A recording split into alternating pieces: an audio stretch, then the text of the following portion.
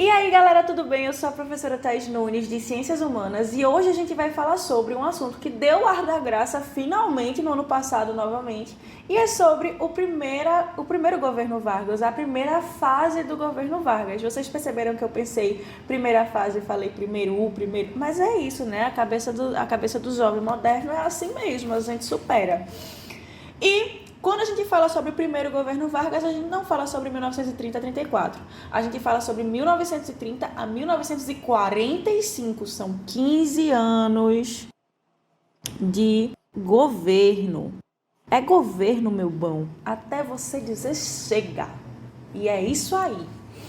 E aí, vamos entender como foi que Vargas chegou ao poder. Se você perceber direitinho, esse moço aqui circulado em verde, não sei o porquê eu coloquei verde, mas está de verde, né? E ele é justamente a parte central dessa imagem, ele está vestido de militar. Tudo tem uma razão para Vargas, tudo tem uma razão, ser extremamente idealista, mas eu queria só mostrar para vocês a imagem dessa menina daqui, que ela me representa em muitos níveis diferentes.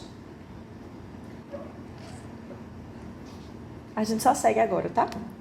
Vamos lá. Primeiro ponto. Vargas chega ao poder justamente por causa da crise da política do café com leite, quando a gente tem o racha de São Paulo e Minas Gerais. Quando a gente tem esse racha entre São Paulo e Minas Gerais, o presidente Washington Luiz vai indicar à presidência o candidato, no caso, Júlio Prestes, beleza? E Vargas vai estar a favor do PRM e seu vice no momento vai ser o João Pessoa, político pernambucano que foi assassinado na cidade do Recife, mais especificamente num restaurante chamado Leite, por questões... Gente, Recife é a capital internacional da Gaia. Ele pegou a esposa de João Dantas, que foi o assassino dele. E Vargas soube se utilizar muito bem disso, porque ele acabou trazendo para essa morte um argumento de morte política. Uma coisa que era muito comum naquela época, e principalmente uma coisa que é muito comum quando a gente fala dos centros municipais e do coronelismo. Nesse processo de transição, uma das coisas que Vargas vai principalmente brigar contra são as fraudes eleitorais que vão acontecer em vários momentos diferentes. Outro ponto, reflexos da crise de 1929, porque a gente vai ter um país em crise. Por causa da crise de 29, todo o mundo capitalista vai entrar em crise também, por consequência. E aí, a gente chega na Revolução /Golpe de 1930. Uma dica de terminologia para você que vai fazer essa prova. Se você vê que utilizam o termo revolução, é porque normalmente as pessoas são a favor do governo Vargas. Se utilizam o termo golpe, é porque normalmente as pessoas são contra o governo Vargas. E dá-se início ao governo provisório, o governo provisório que vai de 1930 a 1934. Por que que esse governo provisório vai durar isso tudo? E por que é chamado de governo provisório? Porque assim que ele chega no poder, ele põe em desuso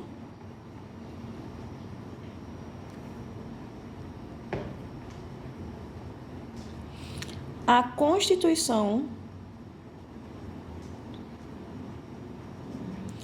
de 1930. Tranquilinho?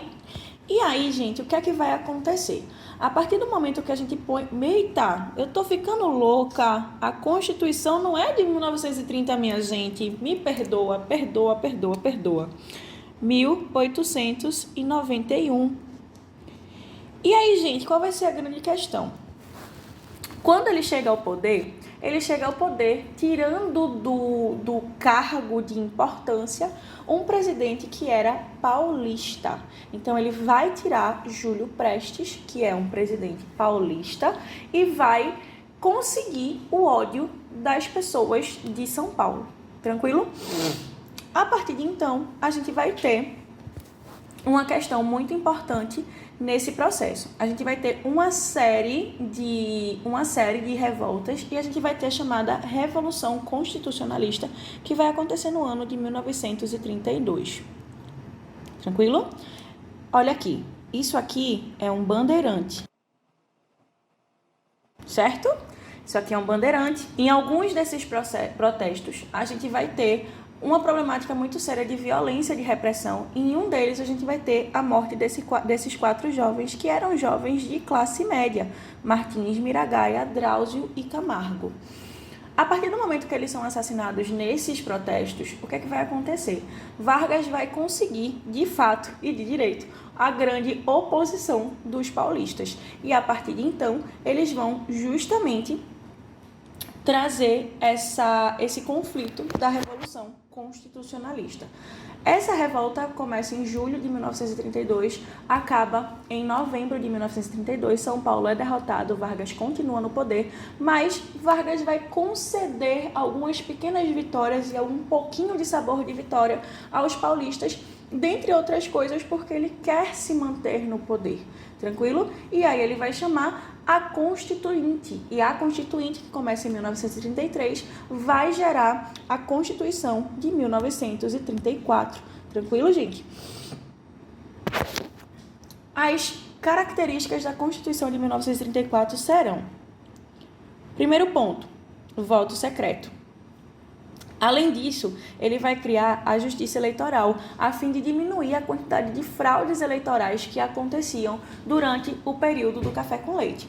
Outro detalhe importante é que Vargas ele vai ser muito inseguro na hora de solicitar e de convocar eleições diretas, porque na cabeça dele ainda está muito recente todo esse processo da política do café com leite, e ele vai dizer justamente que o país não está pronto e com arcabouço jurídico político bom o suficiente para manter essa eleição direta. Dessa forma, ele vai ter outros pontos importantes a fim de justamente seduzir e conquistar a situação, a população também.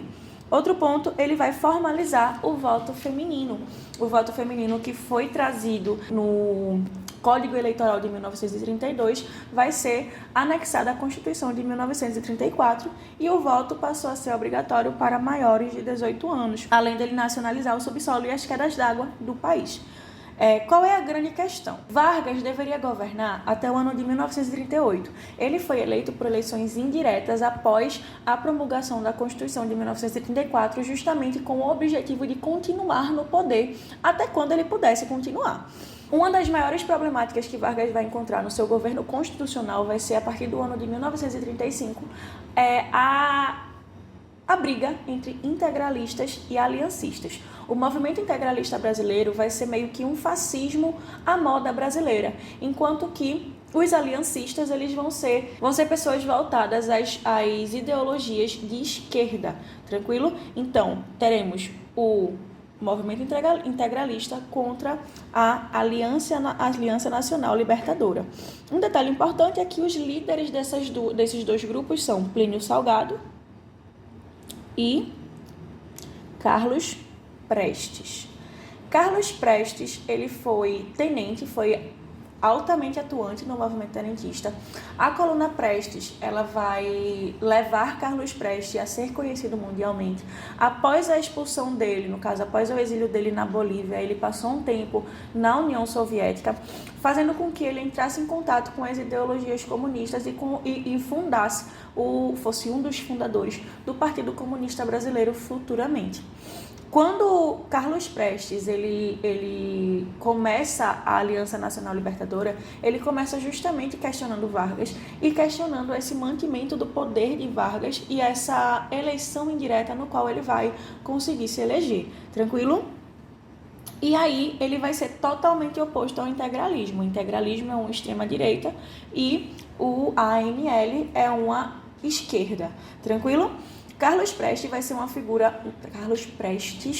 uma figura extremamente importante no cenário político brasileiro até a sua morte. Ele vai ser preso nesse processo, ele vai trazer uma coisa que a gente chama de intentona comunista no ano de 1935, ele vai ser um dos líderes. E o que é que vai acontecer? Esse movimento, conhecido por intentona comunista, vai ser realizado pela ANL, que tinha o objetivo de implantar um governo revolucionário e popular. tal qual aconteceu com a Revolução Bolchevique. Sendo que o que vai acontecer? No dia que iam começar os levantes nos quartéis, um quartel começou 24 horas antes e acabou que todo o processo que tinha sido pensado foi, antes mesmo de começar, foi totalmente afogado. Isso vai fazer com que Vargas, que já estava querendo procurar uma estratégia de não se manter, quer dizer, de se manter no poder e não sair do poder no ano de 1939, 1938, ele vai decretar um estado de sítio e a partir desse estado de sítio ele vai começar a ensaiar uma nova Constituição. E a Constituição de 1934 vai ser colocado em desuso e a gente vai ter a Constituição de 1937, também conhecida como a Polaca. Tranquilo? E o que vai acontecer? A Constituição de 37 vai ser totalmente diferente, porque vai ser uma Constituição ditatorial. A partir de 1937, a gente tem o início de um Estado que a gente chama de Estado Novo. E no Estado Novo, a gente tem pena de morte, a gente vai ter todos os poderes concentrados na mão do presidente, a gente vai ter a retirada do direito de greve do trabalhador e as eleições indiretas para presidente, e o mandato passaria a ter 6 anos. Gente, uma coisa importante sobre Vargas é que no Brasil, a gente teve um total de 7 constituições. 3 foram trazidas por Vargas, que foi a de 34, a de 37 e a de 46. Só que na Constituição de 46, a gente teve Vargas chamando as eleições presidenciais, mas não participando dessas eleições. Ele deu uma folga aí para a imagem dele, a gente tem até o movimento queremista nesse meio tempo, mas Vargas não vai voltar ao cenário político até o ano de 1950, que é quando ele vai ser reeleito. Tranquilo, eleito democraticamente, e esse vai ser o segundo governo dele, que vai ser finalizado com o seu suicídio. E aí vamos lá, o que é que vai acontecer a partir de então? Começando o Estado Novo, a gente tem o surgimento do DIP, que é o Departamento da Imprensa e da Propaganda, que foi justamente a temática da questão do Enem 2022. Tranquilo? E aí vamos lá. Teremos uma propaganda extremamente intensa, uma propaganda querendo colocar Vargas à frente do processo. E um detalhe, essa propaganda substitui inclusive os trailers dos filmes que eram exibidos no cinema. Então, antes da gente ter aqueles minutinhos de trailer, a gente tinha os minutinhos de propaganda do Departamento da Imprensa e da Propaganda. Anticomunismo e um sindicalismo vigiado, ou seja, a gente vai ter o surgimento de uma figura chamada de pelego. O pelego é a pessoa que faz parte do sindicato, mas que está vazando as informações do sindicato ao governo, tranquilo? Ou então a pessoa que seria contrária ao grupo de interesse que o sindicato representa. Alguns exemplos de propagandas. A gente tem a cartilha de Getúlio Vargas para crianças, a gente tem essa imagem daqui, que inclusive esteve presente no Enem 2018.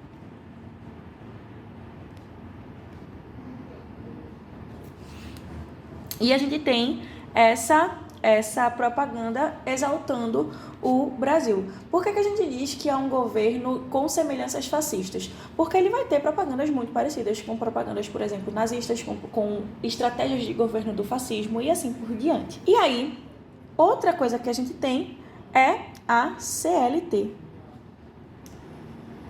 A consolidação das leis do trabalho, que vai acontecer no ano de 1943, certo? Tudo isso vai gerar um desconforto muito grande em relação a não só as pessoas que estavam vivendo no Brasil, como também a comunidade internacional, já que Vargas vai se envolver na Segunda Guerra Mundial, declarando guerra ao eixo. Esse moço aqui, o Zé Carioca, ele vai ser criado pela Disney, né, pelo Walt Disney, justamente para exercitar ou então ensaiar uma política de boa vizinhança com os brasileiros.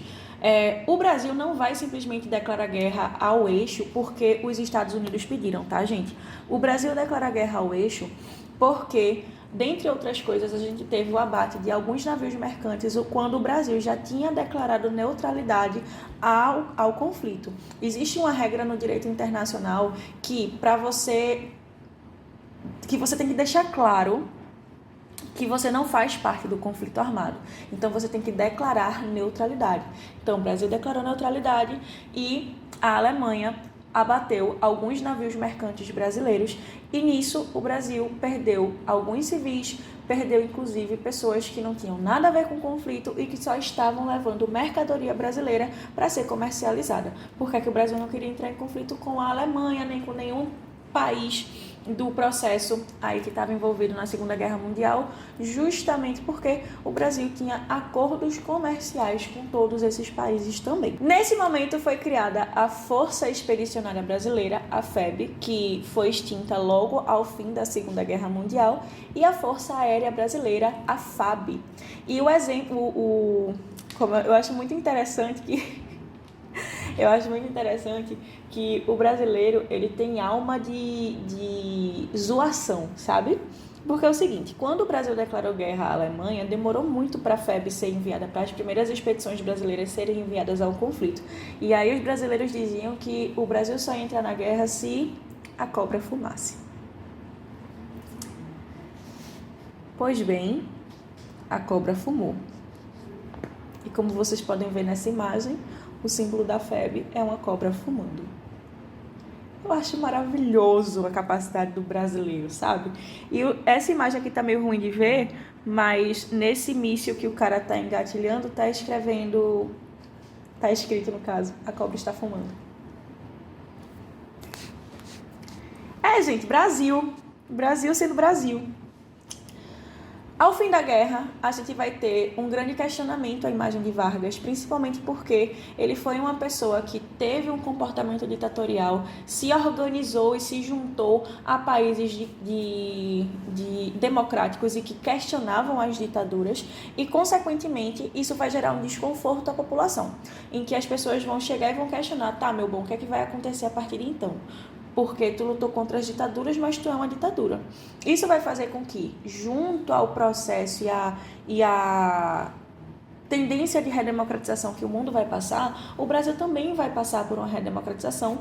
A gente vai ter o fim da Constituição de 1937, então a gente não vai ter outro presidente com 6 anos de mandato, não é mesmo? Sendo que Vargas teve muito mais que 6 anos, ele teve 15 anos de mandato. E a gente vai ter o retorno ao processo democrático com as eleições que vão ser chamadas logo após a Constituição ser lançada. Nessas eleições, como eu falei anteriormente, Vargas vai se abster da participação delas, ele só vai se candidatar a senador. E quem vai ser candidato vai ser Eurico Gaspar Dutra, vai ser o candidato de Vargas e vai ser o candidato que vai vencer as eleições. Depois de um tempo, Dutra e Vargas rompem, e quando eles vão romper, eles vão justamente ser forças opostas nas eleições do ano de 1950. Certo, gente? Espero que vocês tenham compreendido. O assunto da Era Vargas é um assunto muito importante e é um assunto de certa forma complexo, porque tem várias facetas. Vargas tem várias facetas ao longo dos seus processos de governo, certo? Um beijo no coração de todo mundo, até a próxima, compartilha com seus amigos que vai me ajudar demais e até mais.